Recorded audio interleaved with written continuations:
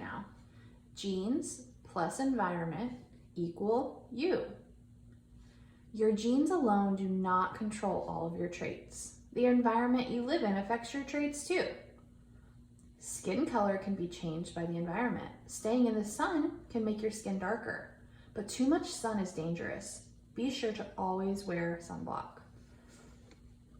So even though it looks like this person has like a white background behind him from skiing, it's a cold place, he's wearing ski goggles and a ski suit, he can still get sunburn from the sun reflecting off of the white snow.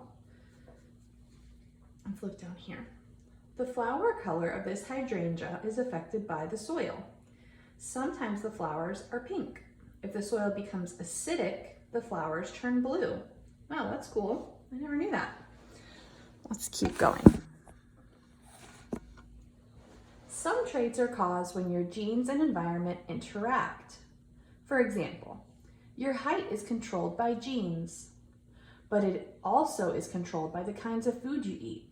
If you did not eat nutritious food, you would not grow as tall as you could on a healthy diet. Can you think of other traits you have that are affected by the environment?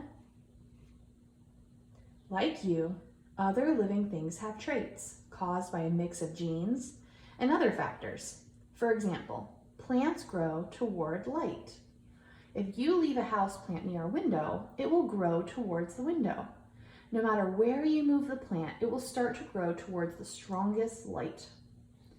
The environment can change living things in other ways as well. For example, a tadpole is a frog larva that swims in water.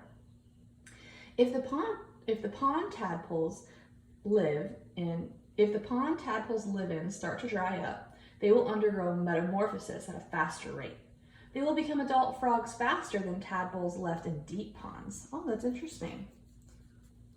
All right, let's look down here. Do the math. The sex of alligators is affected by the temperature. If an alligator egg develops at 30 degrees Celsius or less, it will be female.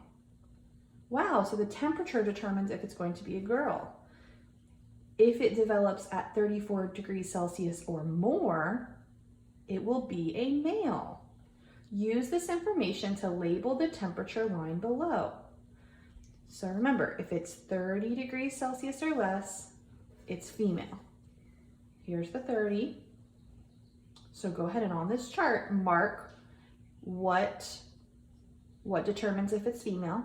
And then if it develops at 34 degrees Celsius or more, it will be male. Go ahead and get this chart and label what temperature it would be to be a male. Very interesting.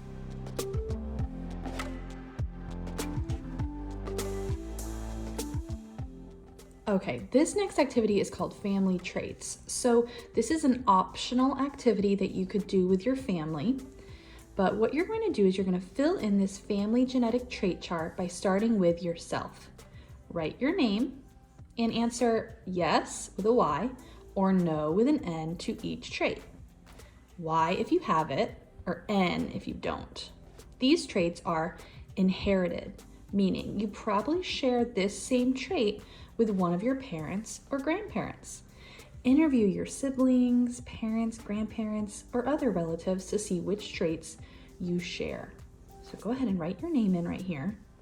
And you're gonna write down if you have any of these traits right here. So I'm gonna go over what each of them are. So there's a hitchhiker's thumb, freckles, cheek dimples, attached earlobes, tongue roll, or a long second toe. So let's look at these pictures that I printed out for you. So a hitchhiker's thumb. This is what a regular thumb looks like. It kind of just sticks out straight like that.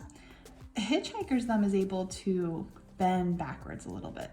So if you have it, you would put a Y on the chart. If you don't, you would put an N for no. So go ahead and do that right there. The next one says freckles. Do you have freckles? Yes or no? The next one is cheek dimples. When you smile, do you have a little indent or a dimple right there? Put a Y or an N right here. The next one is called attached earlobes. We talked about that a little bit in our lesson. attached or detached? Which one do you have? Does it kind of hang down a little bit, or is it attached? So if yours is attached, put a Y. Okay, the next one is a tongue roll. And this is what a tongue roll is. Not like rolling your R's, but can you do that with your tongue? If you can, put a Y. If you cannot, put an N. And then the last one says long second toe. So if your second toe goes taller, you would put a Y. If it looks like one of these, like they're even, or if it looks like tallest to shortest, do it like that, okay? So go ahead and fill it out. And then what you can do is you can fill in your siblings or your parents, and you guys can see what traits you share with each other. When you're done with that, there's another page on your Google document that talks about dominant or recessive. So you inherited half of your DNA from your mother and half from your father. But did you know you don't inherit 25% from each grandparent? It could be that you get 30% from your mom's mom and 20% from your mom's dad. Inside your DNA are your genes. Genes determine your traits. Some genes determine eye color and some determine if you'll have freckles.